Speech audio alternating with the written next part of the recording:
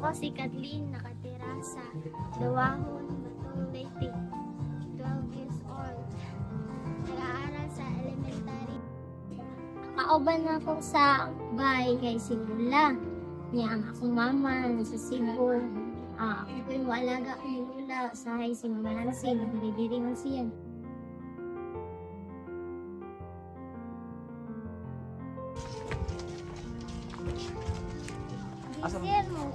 Ang kabuhayan kay nang magkuan og dayo niya manglukot og ko ang giyata niya ay mapalit niya og kanang pa na ba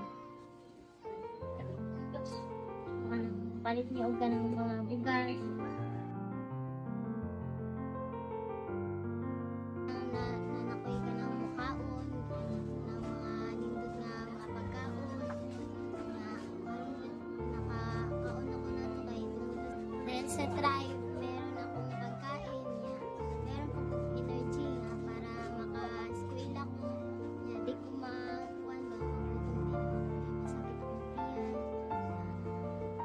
kay ano sa di pa mo kung kauna na kanang screen ako. So, nag-soccer naman ka, no? Ang paborito kong pagkaon sa tribe ay apple o orange.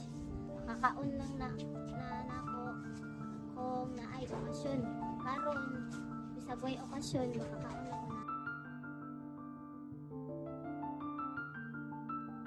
Salamat sa mga supporter sa tribe dahil sa inyo meron